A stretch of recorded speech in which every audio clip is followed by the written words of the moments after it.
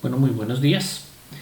El día de hoy vamos a empezar a hablar acerca de lo que son los sensores resistivos, eh, diferentes tipos de sensores con esta característica.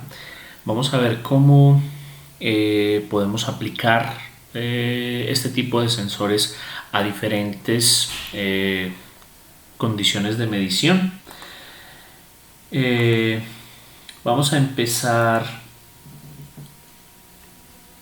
partiendo pues como de la generalidad.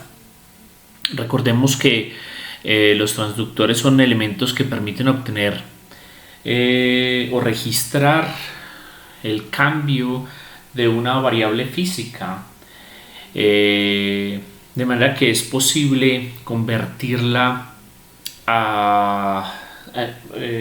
o obtener su magnitud, y esto mediante la transformación de esa señal física en la variación de una característica física diferente, ¿no es cierto? Entonces nos permite o permite al operador o a un sistema de control determinar cuáles son los cambios que ocurren en esa variable específica. Y desde el punto de vista concreto, pues los sensores convierten una variable física en otra. Entonces tenemos variables mecánicas o variables térmicas, por ejemplo, que se pueden convertir a variables eléctricas como voltaje, corriente o impedancia. Entonces, en general, tenemos un proceso y un transductor, que es ese dispositivo que transforma de una variable física a otra. En nuestro caso tendremos sensores que nos permiten obtener una señal en voltaje o en corriente o una variación de impedancia, y sistemas o circuitos de acondicionamiento que permiten entonces generar una señal que sea compatible con el sistema de adquisición que esté utilizando, ¿no es cierto? Entonces, una aplicación fundamental específica pues se asocia a los sistemas de control. Entonces hablemos de algunos tipos de sensores cuya condición cambia en función de inicialmente de cambios de temperatura. Hablemos de cuando tenemos materiales formados o piezas formadas por un par de materiales diferentes cuyo coeficiente de dilatación térmica son distintos. Esto es lo que se conoce como materiales bimetálicos. Tengo dos metales que se unen de forma muy fuerte, y entonces estos materiales tienen diferentes coeficientes de dilatación térmica, de manera que si se genera un cambio de temperatura, entonces esto genera una deformación mecánica en esos materiales, de manera que se crea un arco, una deformación específica en ese par de materiales unidos en función de la temperatura. Entonces, lo que se plantea para un sensor bimetálico es la unión de un par de materiales, en este caso el material azul y el material amarillo, pues son un par de materiales que tienen coeficientes de dilatación diferente, ¿no es cierto? Y que entonces a una temperatura T1 pues básicamente estarán en una condición como esta. Además, pues lo que voy a tener es un espesor para el material A, que llamaremos E sub A, y también tendremos un espesor E sub B para el material B. ¿No es cierto? Al unir este par de materiales, entonces vamos a tener un único material de espesor E, ¿no es cierto? Lo que ocurre básicamente es que estando en reposo a una temperatura T1, el material o pues el elemento compuesto por los dos materiales unidos firmemente está en una condición de equilibrio. Pero entonces, por ejemplo, si yo disminuyo la temperatura a una temperatura T2, entonces puede ocurrir una deformación mecánica debido a la diferencia entre los coeficientes de dilatación de esos dos materiales, generando entonces una curvatura de radio R. O por el contrario, si lo que tengo es una temperatura T2 que resulta ser mayor que la temperatura en reposo, entonces se genera una deformación mecánica en el sentido contrario con una curvatura R, ¿no es cierto? Entonces, este principio y esta característica se puede utilizar para la implementación de sistemas o sistemas de switcheo que dependen de la temperatura. Entonces, la primera condición es que tenemos pues elementos metálicos de espesores muy pequeños que pueden ir desde 30 micrómetros hasta 3 milímetros, de manera pues que se pueda tener una muy buena sensibilidad que permite manejar temperaturas entre menos 75 grados centígrados y 540 grados centígrados. Y entonces existen diferentes formas de implementación física. Existe la versión de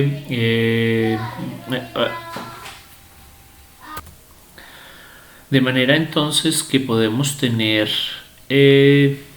configuraciones en espiral, en hélice, en voladizo, que básicamente es el material está sujeto de uno de los extremos, y que resultan ser elementos muy empleados en sistemas de control on-off. Entonces, básicamente son dispositivos que al deformarse abren mecánicamente un contacto eléctrico, de manera que se detiene el suministro de energía que está pasando a través de ese contacto eléctrico. Este tipo de dispositivos que se utilizan en electrodomésticos como arroceras o sanducheras, en las que se abre el contacto en función de la temperatura cuando aumenta hasta determinada temperatura, y luego después de un tiempo, cuando vuelve y disminuye la temperatura, se vuelve a cerrar el contacto, de manera que el dispositivo pues vuelve a realizar su función. Debido a esta condición en la que tenemos una variación de resistencia entre resistencia cero cuando el contacto está cerrado o una resistencia infinita cuando el contacto está abierto, pues este tipo de sensores pues se consideran dentro de los sensores resistivos, básicamente una variación de resistencia entre dos valores extremos, ¿no es cierto? Es posible caracterizar la deformación de un sensor bimetálico. Esa deformación mecánica corresponde, pues se puede caracterizar en función del radio y depende de parámetros como el espesor total de la pieza, de la relación de los módulos de elasticidad de los materiales, de la relación de los espesores de los dos materiales y de los coeficientes de dilatación lineal. De manera que si, por ejemplo, tenemos un sensor cuyos materiales tienen módulos de elasticidad que son iguales y espesores también iguales, entonces esos parámetros M y N valdrán 1, de manera que lo que tenemos es que la deformación R, medida en función del radio de deformación, dependerá entonces del espesor total de manera directa y de manera inversa de los coeficientes de dilatación lineal y de la diferencia de temperatura. De manera entonces que es posible caracterizar esa deformación con base en las características del material, ¿no es cierto?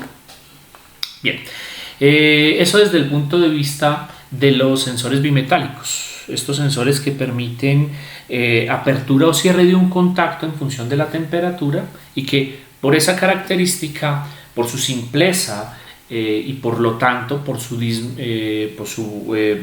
costo bajo relativamente, entonces se utilizan con mucha frecuencia en dispositivos que se utilizan en consumo masivo.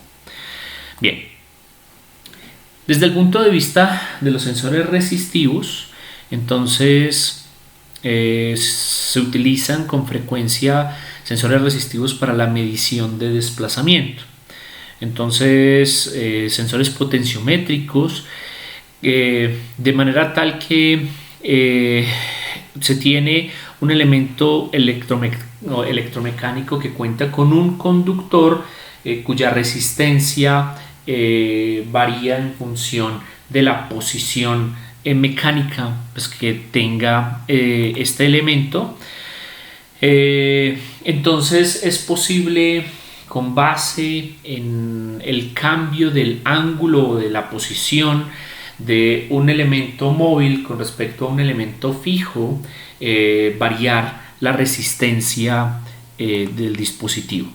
Entonces conocemos con frecuencia potenciómetros lineales de este tipo que tienen entonces pues un encapsulado, tienen una resistencia que cambia en función de la posición angular y tienen un eje que permite mover unas escobillas sobre ese elemento resistivo, de manera que en función de la posición angular, en este caso, es posible cambiar esa relación de resistencia entre los extremos de la resistencia y un punto medio. Así pues, a medida que vamos girando, el cambio de la relación de resistencia entre los extremos y el punto medio va cambiando en función de la posición angular de ese eje, de manera que entonces podemos medir el desplazamiento angular del eje en función del cambio lineal de la resistencia entre pues los diferentes puntos del potenciómetro. También existen configuraciones que permiten medir una variación de la resistencia, una variación de la posición lineal, de manera que cambiando la ubicación de ese punto medio en un desplazamiento lineal, en un desplazamiento que no es rotacional, entonces se aprecia el cambio en la resistencia entre los diferentes puntos del dispositivo. Entonces, por ejemplo, aquí tenemos un potenciómetro al cual se le puede cambiar pues, la posición de la escobilla con respecto a la resistencia lineal, o una versión que permite modificar esa posición lineal en función pues, de un indicador que al cambiarle esa posición pues, permite la variación de la resistencia. Este potenciómetro tiene una manera pues muy simple de ser modelado. Básicamente lo que tenemos son dos puntos y entonces es posible con base en el cambio en la resistencia entre esos dos puntos determinar el cambio en la posición. Existen otras configuraciones, entonces por ejemplo podemos tener sensores para medición de desplazamiento lineal que se basan en el uso de un potenciómetro y un sistema de cable. Entonces básicamente tenemos un resorte que está pegado al eje del potenciómetro. Ese eje también está pegado a un tambor ranurado al cual se le enrolla un cable acerado, de manera que es posible estirar y bueno, el resorte se encarga de contraer ese alambre sobre ese tambor, de manera que si yo pongo el dispositivo fijo en una posición y estiro el cable, entonces genero una variación en la resistencia en los extremos del potenciómetro, de manera que logro entonces determinar el desplazamiento de ese cable relativo con la posición del potenciómetro y de esta manera pues medir el desplazamiento en función pues de ese cambio de la resistencia. Idealmente lo que tenemos es una condición lineal, de manera que pues lo que tengo es si yo alimento entre los extremos de la resistencia, en el punto central voy a tener una variación lineal que depende básicamente de un divisor de tensión. Entonces voy a tener una curva que me permite definir la característica de desplazamiento en función de la medición del voltaje en ese punto medio, ¿no es cierto? Desde el punto de vista del modelo, pues tenemos un modelo muy simple. Tenemos una fuente de excitación, tenemos el sensor y tenemos un dispositivo de medida. Si queremos entonces medir con ese dispositivo de medida la variación de tensión obtenida en ese divisor, pues básicamente lo que tenemos es una fuente de tensión que tiene una resistencia RS, tenemos el sensor, que básicamente es un divisor de tensión que puede verse como una resistencia total entre los extremos del sensor, que sería en este caso R0, y una resistencia entre el punto medio del sensor y la tierra, que sería Rx. Entonces, si consideramos que la resistencia de la fuente es mucho menor que la resistencia del potenciómetro del sensor, y si además resulta que la resistencia del dispositivo de medida resulta ser mucho más grande que la resistencia del sensor, del divisor en el sensor, condición muy importante para lograr que el dispositivo de medida no se cargue o no cambie su característica de medición en función de la posición del sensor. Entonces lo que tenemos es pues básicamente un divisor de tensión, donde el voltaje P sub M será igual al voltaje de la alimentación multiplicado por la resistencia desde el punto medio del sensor con respecto a la tierra, y dividido por la suma de Rx más esta otra parte de la resistencia, que sería R0, que es el total de la resistencia menos Rx. Quiere decir que al hacer esta operación lo que tenemos es que el voltaje medido será el voltaje de la alimentación multiplicado por la relación entre la resistencia Rx, que sería la resistencia que estoy midiendo, sobre la resistencia total del dispositivo. Entonces voy a tener una relación lineal entre el voltaje de salida y la variación en la resistencia Rx, que cambia pues al cambiar la posición angular o la posición lineal del potenciómetro correspondiente. Entonces, en realidad el acondicionamiento de señal que se basa en un divisor de tensión pues resulta ser un acondicionamiento muy simple. Podemos utilizar un simple seguidor de tensión usando un amplificador operacional, de manera que si lo veo como una relación porcentual, es decir, yo puedo caracterizar la variación de la resistencia de ese potenciómetro. Tengo una resistencia P entre los extremos, en la parte de abajo sería P por X y en la parte de arriba tendría P por 1 menos X, donde X es el porcentaje de ubicación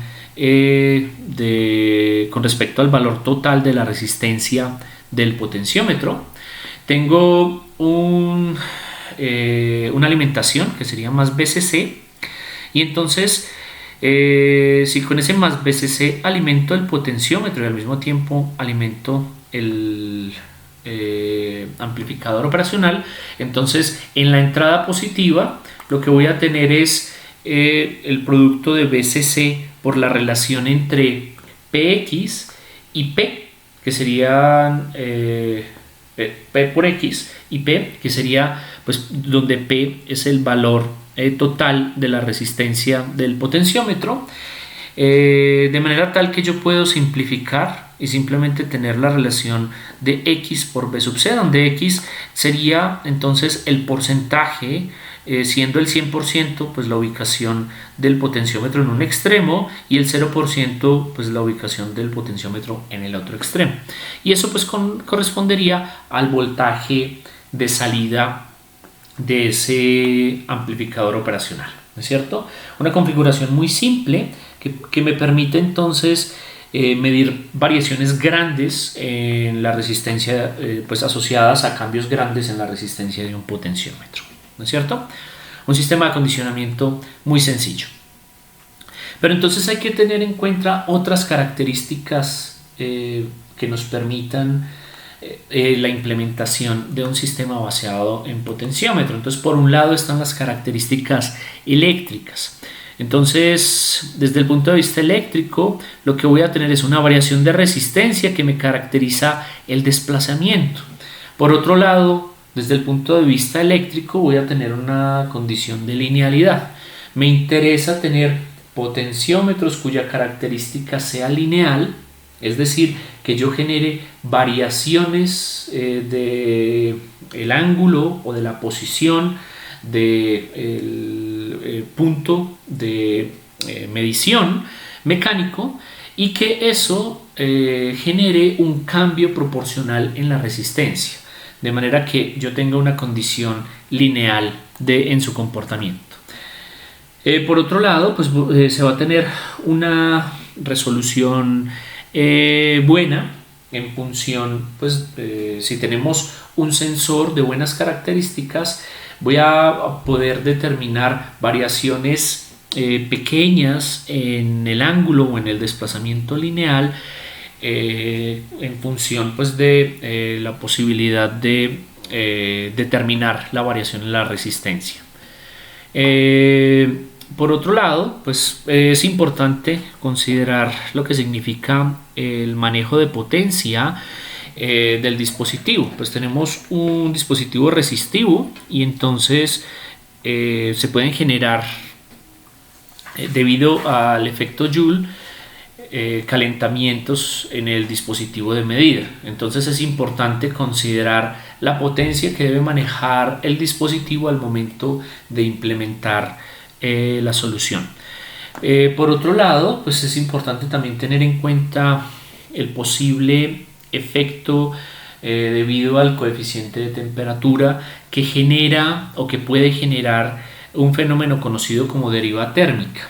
Es decir, la temperatura puede alterar la resistencia para la misma ubicación desde el punto de vista de la posición angular o de la posición lineal, de manera que yo puedo tener mediciones diferentes para una misma posición debido a ese fenómeno de deriva térmica.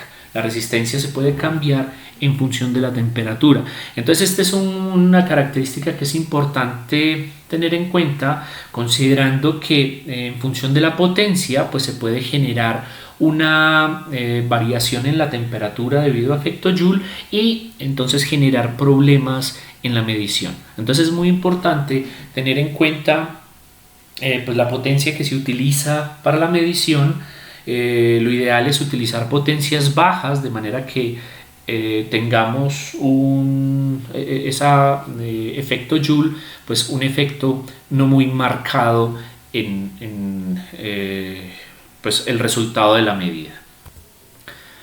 Por otro lado, entonces debemos tener en cuenta características mecánicas, considerando el hecho de que cuando se utilizan sensores de este tipo hay que hacer un montaje mecánico que permita pues, el adecuado funcionamiento y la medición adecuada pues, de la variable de interés.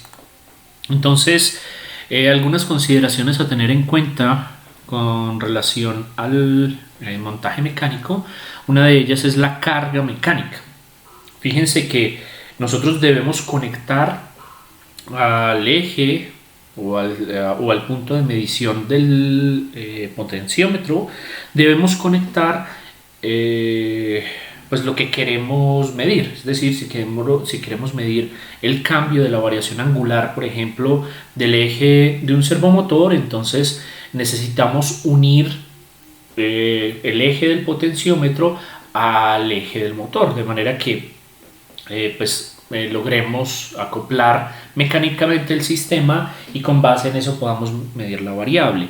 Entonces, ese acople mecánico es fundamental, pues, que genere unas condiciones en las cuales no se tenga una carga mecánica significativa, de manera tal que el sensor pues, o la capacidad de medida del sensor no se vea afectada por la carga mecánica correspondiente. Por otro lado, pues desde el punto de vista mecánico, pues tenemos la posibilidad de medir desplazamiento tanto lineal como angular o rotacional. Hay que tener en cuenta también desde el punto de vista mecánico dónde se ubica el dispositivo, considerando el hecho de que puede ser susceptible a deterioro mecánico en función de la temperatura. Entonces, esta es otra condición que es importante tener en cuenta al momento de hacer una implementación. Y por otro lado, tiene que ver con las restricciones de velocidad asociadas al movimiento del potenciómetro. Entonces, un potenciómetro tendrá como característica mecánica una velocidad máxima de movimiento, de manera pues que no se deteriore mecánicamente. Entonces, estas son consideraciones que hay que tener en cuenta en función de la aplicación, ¿no es cierto? Bien, hablemos de otro tipo de sensores resistivos, pero ya para la medición de una variable diferente. Hablemos de sensores resistivos para la medición de temperatura.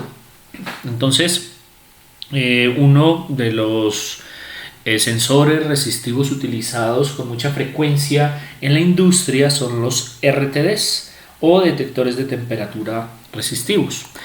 Desde el punto de vista de la notación, pues entonces tenemos un sensor representado pues de esta forma y que físicamente o mecánicamente pues es un dispositivo que tiene pues una punta que queda expuesta al proceso, un punto de acople para el proceso y unos terminales que me permiten pues tomar la medición correspondiente.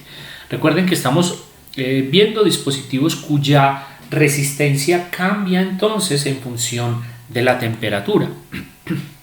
Entonces, básicamente lo que ocurre es que el flujo de electrones a través de la resistencia pues cambia en función de la posibilidad del cambio de la temperatura y el efecto que tiene en la variación en la resistencia del material que se utiliza para la construcción del dispositivo. De manera que al cambiar la temperatura, cambia la resistencia, y al cambiar la resistencia, pues cambia la corriente que fluye por el dispositivo.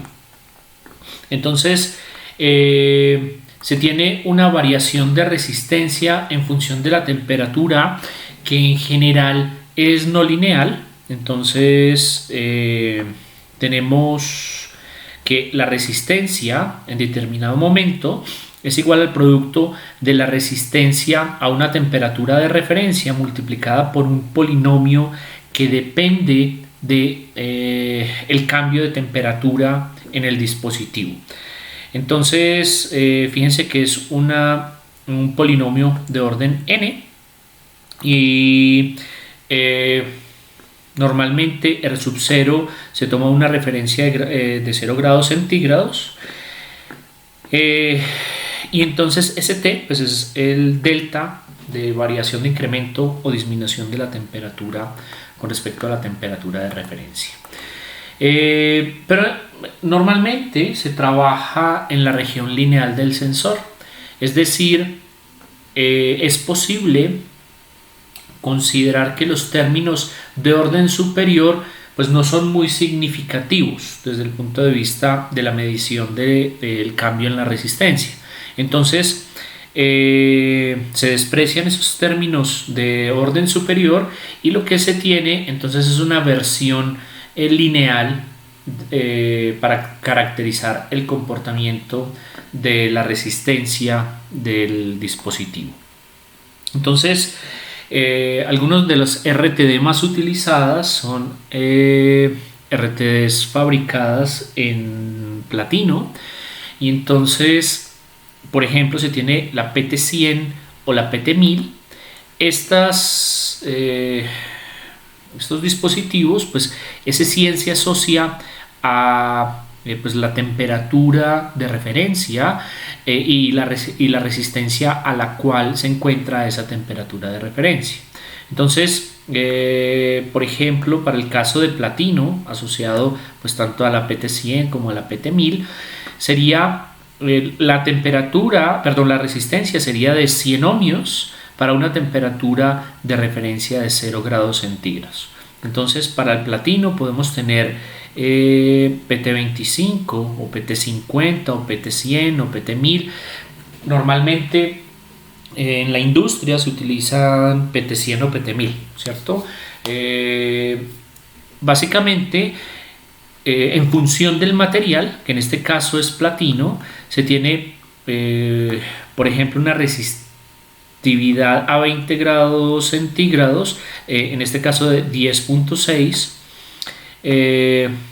Se tiene el coeficiente alfa, que se utiliza pues, en la ecuación que permite determinar la resistencia, que depende del material. Entonces, para el platino es 0.00385. Esa resistencia de referencia R sub 0, que a 0 grados centígrados puede ser de 25, 50, 100, 200, 500 o 1000, ¿cierto? Y rangos de medida entre menos 200 grados centígrados y 260 grados centígrados, para el caso del platino. También se pueden tener de otros materiales como cobre, níquel o molibdeno, que básicamente pues tienen características funcionales diferentes. El alfa, que caracteriza esta condición, y el R sub 0 pues cambian en función de ese material, y de la misma forma, pero no de manera muy significativa, pues cambian los rangos de medición.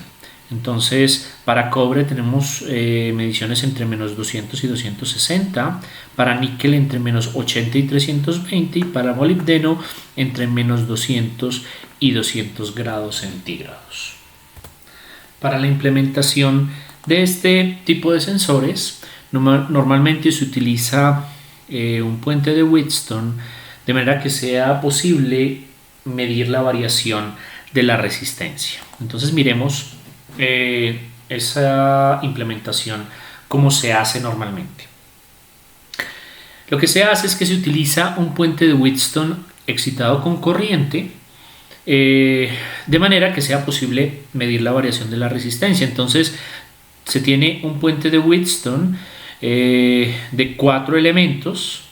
Uno de ellos pues corresponde al sensor. Entonces aquí tengo que RT, o sea la variación en la resistencia de ese sensor, depende de la resistencia a la temperatura de referencia R sub 0 multiplicado por 1 más X. Entonces para el caso que vimos hace un rato, entonces X correspondería a alfa por T, ¿cierto? Para el caso de un RTD.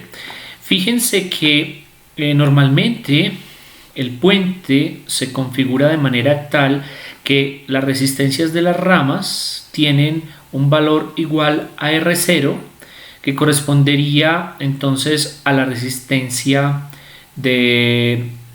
a la temperatura de referencia. De manera tal que cuando el sensor esté a la temperatura de referencia, entonces el puente estará balanceado, y si el puente está balanceado, entonces B sub m será igual a 0, ¿no es cierto? Bien, entonces B sub m, en este caso, utilizando esta configuración y la condición pues, de que B sub m se calcula como la diferencia entre el punto más y el punto menos, y que eso a su vez se calcula el voltaje en más pues como el divisor de tensión en esta rama, y el voltaje en menos como el divisor de tensión en esta rama. Entonces lo que tenemos es que B sub m es igual a R0 por la corriente de excitación. Fíjense que este puente está excitado por corriente, entonces lo que se espera es una fuente de corriente constante multiplicado por X sobre 4 más X, donde X es alfa por T para este caso. O sea, para un RTD sabemos que X es igual a alfa por T con base en el modelamiento que planteamos hace un momento. Y también ocurre que en el caso en el que la variación de la temperatura no resulte ser muy significativo con respecto a este 4 que aparece en el denominador, entonces podemos plantear pues básicamente una relación lineal entre el voltaje de salida del puente y el cambio en la resistencia del sensor, ¿no es cierto? Pero entonces pues primero que todo, ¿por qué utilizar una excitación por corriente? La excitación por corriente permite tener un sensor ubicado no muy cerca del punto donde se va a hacer la adquisición de la señal, de manera que lo que tenemos es una fuente de corriente constante que no se ve muy afectada por ejemplo, el ruido eléctrico, y entonces considerando el hecho de que las implementaciones industriales requieren pues que el sensor esté ubicado en el proceso, en la caldera o en la parte del proceso que se quiera monitorear la temperatura, y que el sistema de acondicionamiento y de adquisición está en un punto lejano diferente, entonces se pretende lograr una configuración que permita la mayor inmunidad al ruido eléctrico posible. Entonces por eso se hace una excitación en corriente. Y entonces, ¿cómo se plantea la posibilidad de tener una excitación en corriente? Estamos hablando de que la corriente debe ser constante. Existen varias configuraciones. Una de ellas, una de las más populares, utilizando amplificadores operacionales, pues básicamente tiene una configuración de este tipo, en la que tenemos una corriente IX que es constante. Entonces aquí donde dice RL es donde se ubicaría el puente de Wheatstone. Uno pone el puente aquí en RL, de manera que la corriente que fluye por el puente será una corriente constante que depende básicamente del voltaje V sub C. Esa corriente IX es igual a V sub Cc, que sería la alimentación, menos V sub C sobre R. De manera entonces que es posible ajustar la corriente que se utiliza para la excitación del puente simplemente cambiando, por ejemplo, V sub C, ¿cierto? Se ajusta V sub C para determinado valor y se obtiene una corriente de excitación que es constante. Pero entonces aquí hay que tener en cuenta algo muy importante, y es que para una PT100 normalmente se utilizan corrientes de excitación menores a 2.5 miliamperios para evitar uno de los problemas que más comúnmente se pueden presentar y que hay que evitar a toda costa, y es el autocalentamiento. Como tenemos elementos resistivos que se calientan por efecto Joule, si utilizo una corriente muy grande, entonces la PT100 se va a tender a autocalentar por la corriente que la atraviesa, y entonces lo que se va a generar es una medición errónea de la temperatura del proceso. Básicamente estoy midiendo un proceso, y si el sensor de temperatura se calienta por la energía que le estoy entregando, pues entonces no voy a medir exactamente la temperatura del proceso. Es por eso entonces que hay que asegurarse que la corriente de excitación del puente de Wheatstone sea baja, de manera que el efecto de autocalentamiento se evite, sobre todo en estos casos y de manera especial en estos casos en los que estoy midiendo temperatura, ¿no es cierto? Bien, también es posible hacer mediciones en función de la temperatura en grados Kelvin y su equivalente en grados centígrados, utilizando dispositivos conocidos como termistores, a los cuales también varía la resistencia en función del cambio de la temperatura, ¿no es cierto? A diferencia de los RTD que mencionábamos hace un momento, que básicamente son materiales cuya resistencia cambia en función de la temperatura, estos dispositivos se basan en el uso de materiales semiconductores. Existen dos configuraciones fundamentales, una asociada a la sensibilidad positiva y otra asociada a sensibilidad negativa. Esto básicamente lo que determina es si el aumento de la temperatura o la disminución de la temperatura genera un aumento o disminución en la resistencia. Entonces existen termistores cuya resistencia aumenta con la temperatura, teniendo una sensibilidad positiva, o termistores cuya resistencia disminuye al aumentar la temperatura, que sería una sensibilidad negativa. Desde el punto de vista físico, son dispositivos pequeños que son muy fáciles de implementar. De hecho, se parecen desde el punto de vista físico a un condensador cerámico con encapsulado pequeño. Entonces resulta mecánicamente muy fácil de implementar.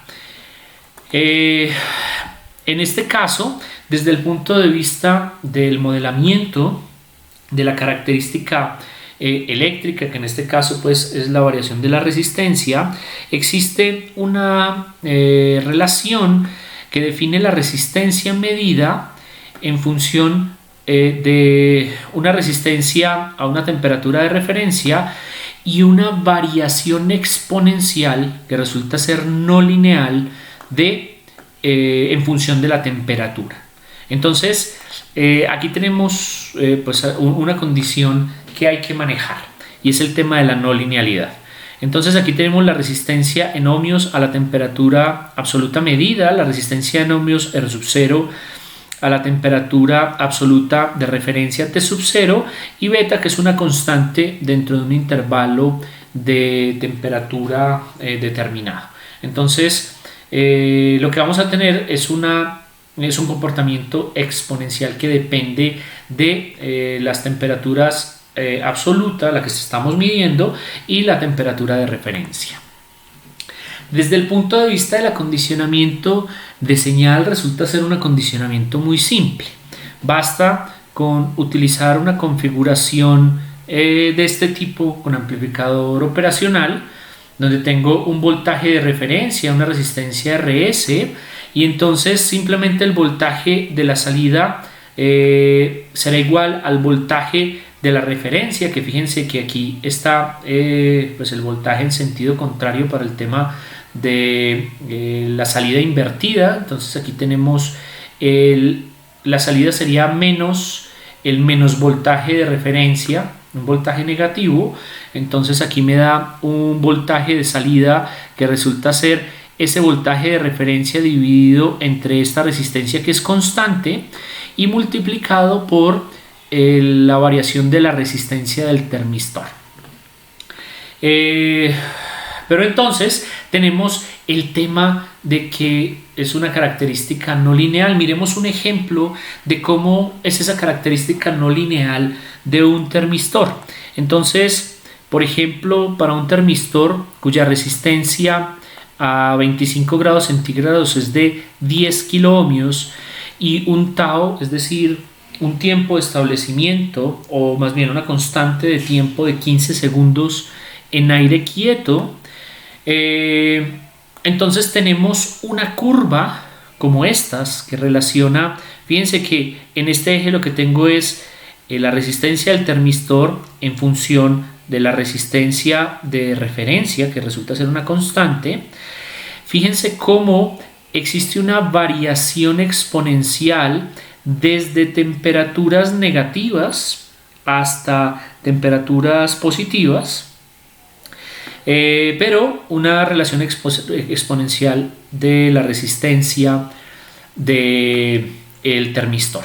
Entonces, esto plantea un reto, y es que tenemos un sistema muy simple de implementar, muy fácil de implementar, porque pues tenemos un dispositivo que es pequeño, que se puede conectar muy fácilmente a un sistema de acondicionamiento como el que planteamos, pero cuyo comportamiento es necesario compensar.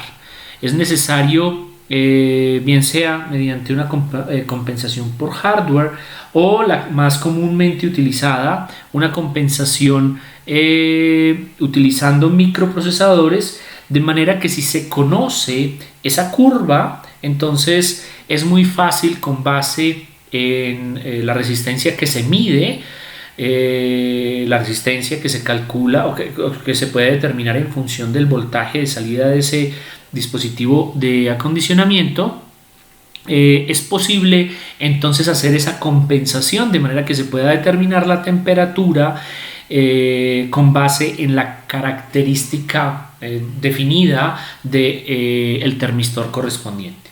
Entonces, si uno conoce ese comportamiento no lineal del termistor, es posible hacer una compensación utilizando normalmente microprocesadores para determinar la temperatura que se está midiendo. Entonces es muy fácil de implementar, pero entonces requiere una etapa adicional de acondicionamiento que permita entonces determinar la temperatura en función de esa característica no lineal. Bien, hablemos ahora, cambiemos de variable. Y al cambiar de variable, cambiemos también de dispositivo. Hablemos de las galgas extensométricas. Una galga extensométrica, fíjense que es un dispositivo muy pequeño. Aquí hay uno puesto sobre un dedo, pues puede ser muy pequeño porque también puede haber dispositivos más grandes, ¿cierto? Pero básicamente, como ven en la imagen de la derecha, lo que tengo es un elemento conductor que está como impreso sobre un material aislante que resulta ser pues que se puede deformar. Entonces, las galgas extensométricas normalmente se utilizan para medición de la deformación generada por esfuerzos. Entonces, lo que se tiene, el principio de funcionamiento, se asocia al hecho de que cuando yo hago o yo aplico un esfuerzo sobre un material metálico que genera una deformación, entonces al deformarse el material ocurre una variación en la resistencia, básicamente asociada al cambio de la sección transversal de ese material conductor. Entonces, si yo lo estiro, la sección se disminuye y al disminuir la sección aumenta la resistividad, ¿cierto? Entonces, si yo tengo un material que se puede deformar, un material, en este caso, un material metálico impreso sobre un material aislante que también permite deformaciones pequeñas, pero que permite deformaciones, entonces yo voy a poder determinar y correlacionar el esfuerzo mecánico aplicado que se relaciona con la fuerza que se aplica con esa deformación. Entonces, las galgas extensométricas normalmente nos permiten, en función de la variación de la resistencia del material al ser deformado, determinar o tener una relación con la deformación que está asociado con el esfuerzo mecánico y la fuerza que se aplica sobre el material correspondiente. Pueden ser fabricadas en materiales conductores metálicos o semiconductores. La resistencia eléctrica depende de las dimensiones físicas. Como les mencionaba hace un rato, al estirar un material metálico y debido a ese estiramiento genera una disminución en su área transversal, de una sección transversal, entonces se aumentará la resistividad y con base en eso se cambiará la resistencia del material. Entonces, podemos caracterizar con una galga extensiométrica la relación entre la deformación y la resistencia eléctrica de la galga extensométrica.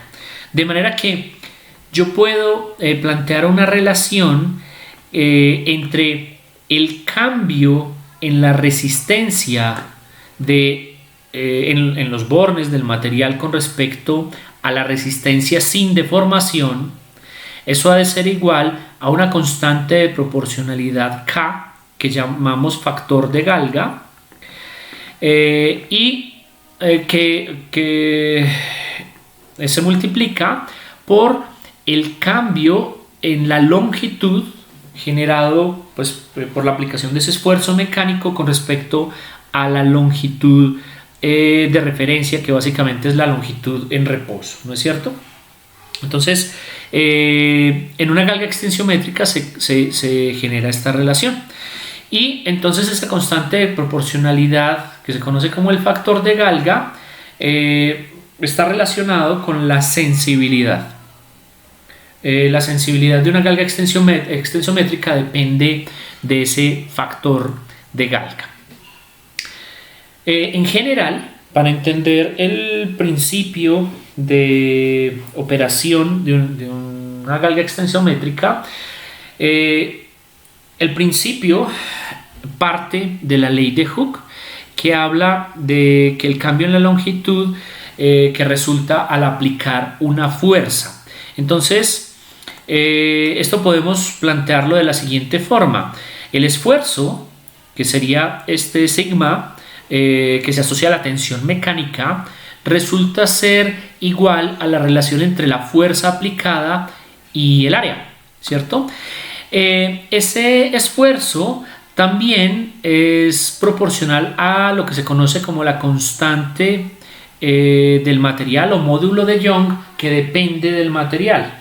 Diferentes materiales tienen diferentes módulos de elasticidad o módulo de Young, y que también se puede caracterizar en función de lo que se conoce como la deformación unitaria. La deformación, definida como la relación entre el cambio de la longitud del material al aplicarle la fuerza con respecto a la longitud sin aplicarle la fuerza, ¿no es cierto?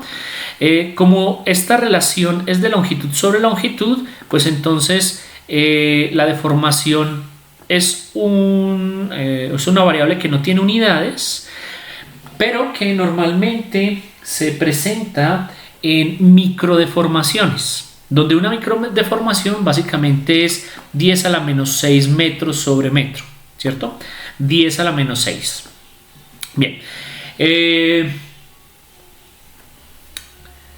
Cuando se tiene una pieza de un material cualquiera y se ejerce un esfuerzo en un sentido, entonces normalmente lo que se genera es un alargamiento del material en ese sentido, pero una disminución en la dimensión transversal.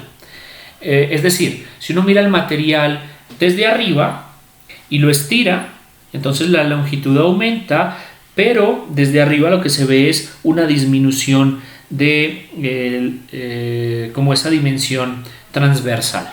Entonces, si se hace un esfuerzo longitudinal, es decir, en el eje o en uno de los ejes del elemento, entonces en ese eje longitudinal lo que hace es que se genera un alargamiento en L y una contracción en T, en esa dimensión transversal.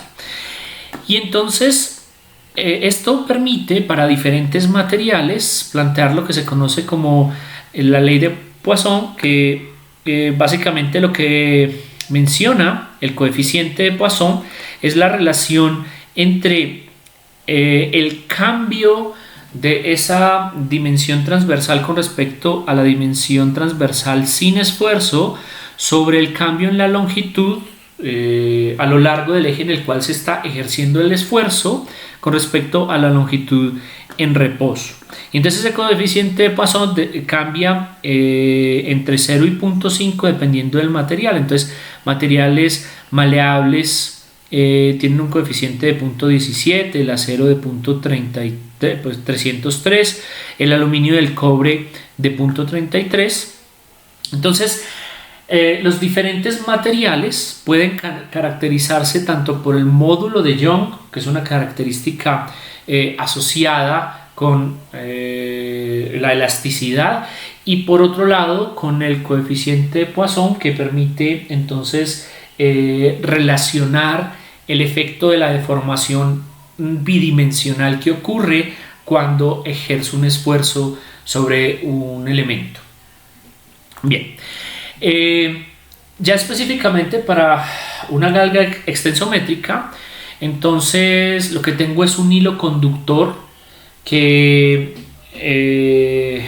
tiene como una forma enrollada, de manera que cuando ejerzo presión en la dirección longitudinal de la galga extensométrica, entonces ese hilo se estira o se puede encoger si la tensión es en sentido contrario, pero en el eje transversal en realidad no ocurre una variación muy significativa debido a esa deformación. Entonces, desde el punto de vista del modelamiento para una galga extensométrica que tiene ese hilo conductor como enrollado, lo que tenemos es la relación que planteábamos hace un momento del cambio en la resistencia con respecto a la resistencia en reposo y en función de la constante de galga y de la variación en la longitud con respecto a la longitud en reposo, de manera que yo puedo definir el factor de galga como esa relación entre el cambio en la resistencia y el cambio en la longitud en función de las resistencias y longitudes de referencia. O lo que es lo mismo, puedo definir esa constante de galga en función del cambio en la resistencia de la galga con respecto a la deformación generada en la galga, ¿no es cierto? Entonces, cuando se tienen variaciones pequeñas en la resistencia de un hilo mecánico debido a cambios pequeños o a deformaciones pequeñas, como ocurre en los casos de una galga extensométrica, entonces se puede tener un modelo en el cual la resistencia que se mida será igual a la resistencia sin aplicar ningún esfuerzo, multiplicada por 1 más la constante, el factor de galga, por la deformación, donde R sub 0 es la resistencia en reposo. Entonces, para los dos tipos fundamentales de galgas, que estamos hablando de galgas metálicas normales conductoras o galgas semiconductoras, entonces podemos tener algunas características comunes, como el factor de galga, que para una galga conductora puede estar en alrededor de 2, puede llegar a ser incluso 3.2, mientras que para una galga semiconductora puede estar entre 50 y 200. El que sea pequeño, asociado a galgas normales, metálicas, conductoras, pues digamos que se asocian al hecho de que se va a poder tener una buena relación señal a ruido, es decir, no se genera unas variaciones muy grandes en el voltaje y los cambios, o más bien en la resistencia, y los cambios que se generan en la resistencia, entonces están muy relacionados específicamente con la deformación que se genere, ¿cierto? Para las semiconductoras tienen algunas ventajas, como que son físicamente más pequeñas y que tienen un factor de galga más grande, pues tendrá un efecto negativo en la relación señal a ruido, pero un efecto positivo en la sensibilidad. Por otro lado, desde el punto de vista comparativo, entonces tenemos una linealidad de 0.1% hasta 10.000 microdeformaciones, o de 1% hasta 1.000 microdeformaciones para el caso de las galgas semiconductoras. Una ruptura mecánica entre 20.000 y 25.000 microdeformaciones para la galga conductora, mientras que para la semiconductora de 5.000 microdeformaciones. Quiere decir que una galga extensiométrica semiconductora soporta una menor deformación, y que someterla a deformaciones muy grandes, pues lo que genera es una ruptura mecánica física del dispositivo. Y tenemos resistencias nominales para una galga extensiométrica conductora que pueden ir desde los 120 ohmios hasta 1 kiloohmio, ¿no es cierto? Y para el caso de las semiconductoras, desde 1 kiloohmio hasta 5 kiloohmios, la resistencia nominal de la galga extensiométrica. Bien, entonces, dependiendo pues, para lo que lo vaya a utilizar, entonces consideraré cuál de las galgas emplear en los diferentes casos. Pero entonces, ¿cómo se realiza el montaje de una galga extensométrica?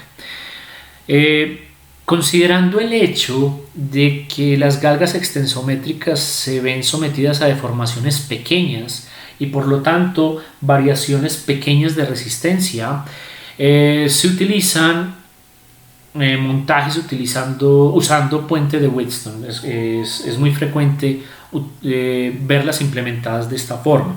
Entonces, por ejemplo, si yo quiero determinar para una barra de este tipo cuál es la fuerza aplicada de forma longitudinal, voy a hacer una fuerza hacia abajo.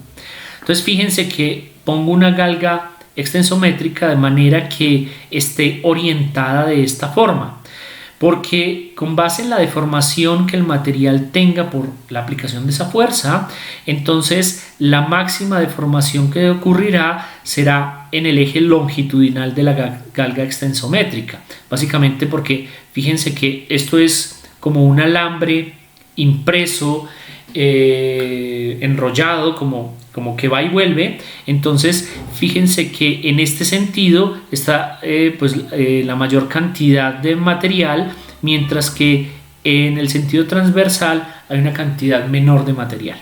Eso quiere decir que si yo deformo la galga en el sentido longitudinal, pues la variación en la resistencia va a ser más significativa, mientras que si lo hago en el sentido transversal, entonces la variación en la resistencia puede llegar a considerarse como insignificante. Entonces, una implementación como este tipo, utilizando puente de Wheatstone, lo que plantea es entonces que tengamos un puente en el cual tengo a R minúscula como la galga extensiométrica, ¿no es cierto? La galga activa. Tengo unas resistencias fijas y normalmente esas resistencias tendrán el mismo valor de R sub 0. R sub 0 será la resistencia nominal de la galga extensiométrica sin aplicarle ningún esfuerzo. De manera tal que cuando la resistencia, pues cuando no haya la aplicación de ningún esfuerzo en esta estructura, entonces el puente estará balanceado y por lo tanto B sub 0 será igual a 0, ¿no es cierto? Recordemos que B sub 0 se calcula como la diferencia entre B sub 1 y B sub 2. Entonces, cuando la galga se encuentra en equilibrio, R es igual a la resistencia nominal, que es R sub 0, y entonces se hace igual a R para que el sistema esté en equilibrio, y entonces la resistencia R de la galga pues cambia en función de R sub 0, que sería este de acá, o sea, la resistencia nominal sin esfuerzo, más un delta R, que sería la variación de la resistencia en función pues de la aplicación de la fuerza. Entonces, desde el punto de vista del modelo, yo puedo decir que B sub 1 se calcula con base en el divisor de tensión que hay en esta rama del puente. Entonces tengo B aplicado entre los extremos del puente, y entonces B sub 1, que sería el voltaje en este punto, se asocia a B multiplicado, B mayúscula multiplicado por R minúscula dividido entre la suma de R más R mayúscula. Entonces recordemos que R, pues como representa la resistencia R del sensor, que es la resistencia en reposo, y delta R, que es el cambio en la resistencia, entonces lo que voy a tener es que B sub 1 es B por R más delta R, que sería esta resistencia, dividido 2R más delta R, que sería la suma de estas dos. Ese sería B sub 1. B sub 2, entonces, pues como tengo dos resistencias iguales y que no cambian, entonces básicamente es la mitad del voltaje aplicado. Como B sub 0, que es el voltaje de salida del puente, resulta ser la diferencia entre B sub 1 y B sub 2. Entonces, si yo hago la operación de B sub 1 menos B sub 2, entonces obtengo que B sub 0 es igual a B medios por delta R sobre 2 más delta R sobre R. Eso se puede verificar muy fácilmente haciendo la operación de B1 menos B2. Y además, con base en la definición que dimos hace un par de diapositivas, la relación o el cambio de la resistencia con respecto a la resistencia en reposo se puede definir en función del factor de galga multiplicado por las deformaciones. Entonces, en ese orden de ideas y en términos del factor de galga y la deformación, el voltaje de salida será igual a B medios multiplicado por K por epsilon, que es la deformación, dividido entre 2 más K por epsilon, ¿cierto? Pero entonces resulta que las galgas extensiométricas son elementos muy sensibles a la temperatura. Es decir, tenemos elementos resistivos. Sabemos que los elementos resistivos cambian su resistencia en función de la temperatura, y entonces resulta una práctica muy común el implementar configuraciones que permiten hacer una compensación de temperatura. ¿Cómo se logra esto? ¿Cómo se logra este tipo de configuración? Si yo para la misma barra tengo la galga activa, o sea, la que mide la deformación al aplicar la fuerza F, la galga R2, que fíjense que está puesta en la orientación longitudinal del esfuerzo, puedo aplicar una segunda galga extensiométrica pegada a la misma estructura, pero con una orientación de manera tal que no exista una variación significativa de la resistencia R1, considerando el hecho de que el esfuerzo se está aplicando en el eje transversal de esta galga R1. Entonces, en esa condición yo puedo hacer una implementación con puente de Wheatstone de manera que R1, que es la galga de compensación de temperatura, no va a variar significativamente, mientras que R2 pues sí va a cambiar al aplicar el esfuerzo, pero ambas galgas extensométricas se ven sometidas al mismo efecto de la temperatura. Es decir, la resistencia o el cambio en la resistencia debido al cambio en la temperatura va a afectar las dos galgas extensométricas, que como están puestas en la misma rama, pues básicamente lo que van a hacer es compensar el efecto y cancelar el efecto de la variación por temperatura que ocurre en las galgas extensométricas. En una condición como estas, lo que tengo es que pues B sub 0, que sabemos que es la diferencia entre B sub 1 y B sub 2, será igual a B medios multiplicado por delta R2, que es el cambio en la galga activa, menos delta R1, que es el cambio en la galga de compensación, sobre 2 por R0, que son las resistencias en reposo. Básicamente, si se tienen galgas iguales, pues se tendrá el mismo R0 para las galgas, y entonces podemos poner las otras resistencias del puente en ese valor para tener un puente balanceado estando en reposo. Y a eso pues se le suma en el denominador al cambio en R1, que resulta ser muy poco al aplicar el esfuerzo, más el cambio en R2, que ese sí resulta ser pues significativo, básicamente porque la galga R2 es la que está orientada en el eje longitudinal. Hagamos algunas consideraciones. Supongamos que tenemos un par de galgas iguales, lo que quiere decir que R1 es igual a R2, que tienen la misma resistencia en reposo, que es igual a R, es decir, como les mencionaba, un puente en equilibrio cuando el sistema no se le está aplicando ningún esfuerzo, y además delta R1 es aproximadamente 0, es decir, el cambio en la resistencia R1 debido al efecto de aplicar la fuerza en el eje transversal de esa galga, pues resulta ser despreciable, por eso delta R1 se aproxima a 0. Es por eso que entonces R1 será una galga de compensación.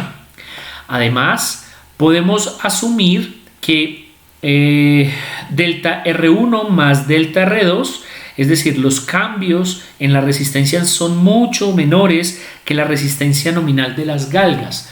Resulta que, por ejemplo, una galga de 120 ohmios de resistencia nominal, al aplicarle una deformación, genera cambios de miliohmios. Entonces resulta ser muy poco significativo el cambio en la resistencia debido a la deformación con respecto a la resistencia nominal o a la resistencia en reposo, y entonces por eso se puede considerar que delta R1 más delta R2 es mucho menor que R0.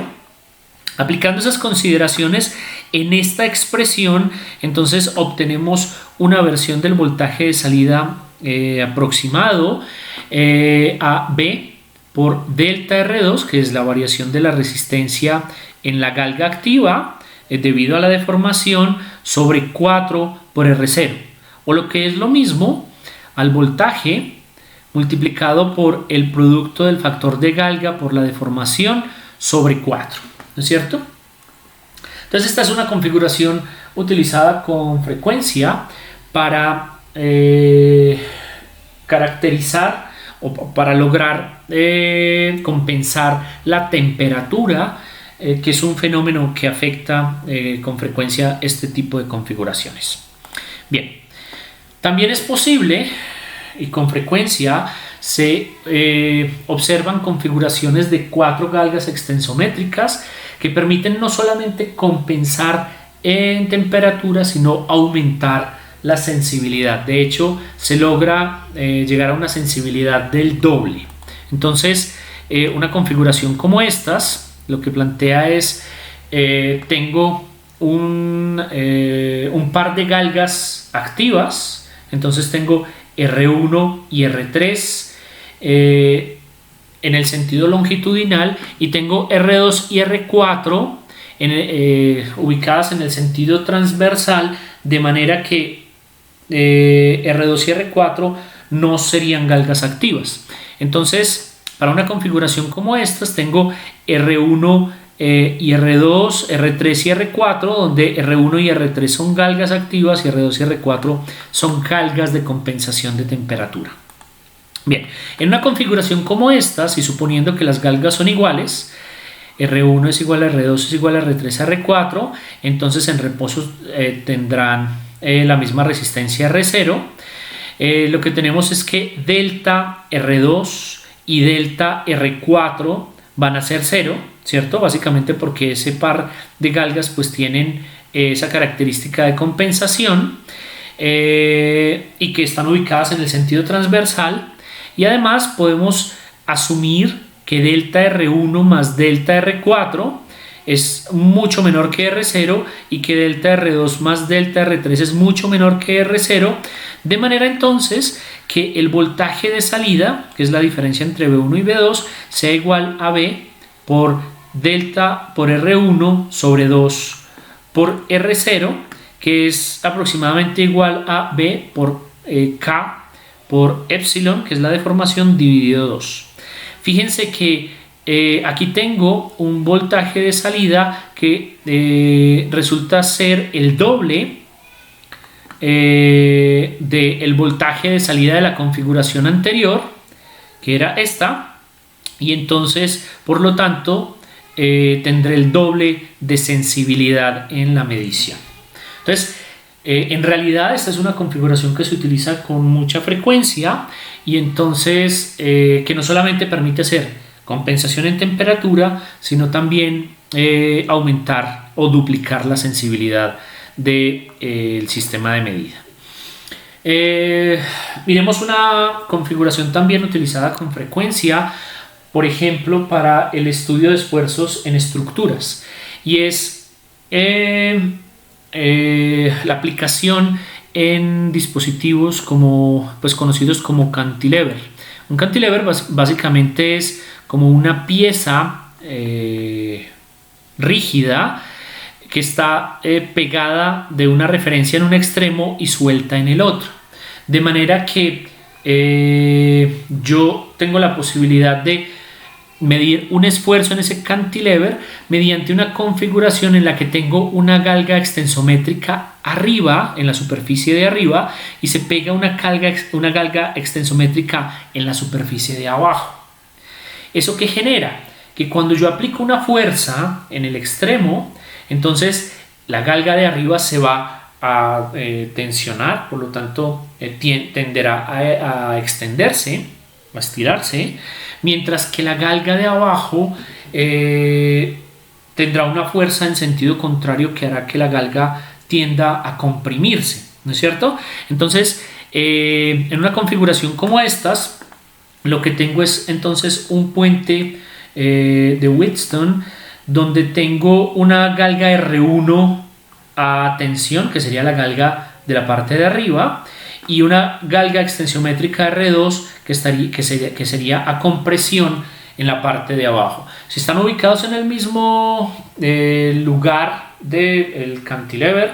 Entonces pues básicamente tendremos una cantidad de tensión y compresión que serán similares, ¿no es cierto? Pero digamos que son las mismas fuerzas, pero aplicados en sentido contrario, ¿no es cierto? En ese orden de ideas, pues con base en esta configuración lo que tengo es un voltaje de salida, que nuevamente es la diferencia de V1 y V2, y que pues está representado por una relación de este tipo. Entonces, suponiendo que las galgas son iguales, R1 es igual a R2, que es igual a R0, que es igual a R, y además considerando el hecho de que un cambio en R1, o sea, delta R1, que sería la galga que está por encima, es igual a menos delta R2, es decir, un cambio en la resistencia pero en el sentido contrario. Entonces, y asumiendo además que el cambio en R1 menos el cambio en R2 es mucho menor que la resistencia sin tensión, entonces se puede obtener una versión simplificada que resulta ser una versión lineal del voltaje de salida, que es igual al producto del voltaje por el cambio en la resistencia R1 sobre 4 por R0. Y de esta manera entonces puedo caracterizar en función del voltaje de salida la fuerza que estoy aplicando, ¿no es cierto? Son configuraciones, fíjense que muy relacionadas con sistemas mecánicos a los cuales les quiero determinar la fuerza que se le está aplicando. Entonces, por ejemplo, en sensores de presión, se puede pegar una galga extensiométrica sobre un diafragma, de manera que al ejercer presión sobre el diafragma que se genera una deformación, esa deformación se asocia pues a la deformación de la galga extensométrica y se puede entonces medir la presión en función de esa deformación. Es una de las aplicaciones. También se utiliza con frecuencia para medición, por ejemplo, de esfuerzos y deformaciones en estructuras en ingeniería civil, en puentes, en edificios, bueno, en diferentes tipos de construcciones, de manera que sea posible medir en tiempo real y a medida que pasa el tiempo de la construcción o después incluso de la construcción, monitorear cuáles son los esfuerzos a los cuales están sometidas las estructuras. Bien, pero entonces desde el punto de vista comercial, bueno, se consiguen las galgas extensométricas, así como las hemos visto hasta ahora, pero normalmente se pueden conseguir lo que se conocen como celdas de carga. Una celda de carga es básicamente un arreglo de galgas prefabricado que se usan para la medición de fuerza o peso. Entonces las básculas electrónicas lo que utilizan es una celda de carga que básicamente es una configuración de un conjunto de galgas en puente, y entonces para una celda de carga uno tiene 4 terminales, entonces tiene 2 de ellos que se utilizan como la alimentación y los otros 2 que se utilizan como la salida, ¿cierto? Entonces los extremos del puente se utilizan para alimentar y los puntos medios del puente se utilizan como salida positiva y salida negativa. Entonces uno comercialmente puede conseguir una configuración de este tipo y básicamente montarla mecánicamente de manera que la pueda utilizar. Normalmente se utiliza en sistemas de medición de peso y entonces lo que tenemos es una configuración de 4 galgas extensométricas, entre otras para efectos de la compensación de temperatura, 2 de ellas a tensión, 2 de ellas a compresión, y entonces incluso las características físicas de las galgas a tensión y a compresión resultan ser diferentes. Las que están a compresión son más gruesas y más cortas, mientras que las que son a tensión son más delgadas y más largas. Entonces físicamente se construye un arreglo mecánico que permita, por ejemplo, una configuración como estas en la que un extremo de la celda de carga se pega a un punto fijo y en el otro extremo se puede poner entonces el material que se quiera medirle el peso, y con base en eso y con base en una configuración en puente, entonces hacer la medición de ese peso.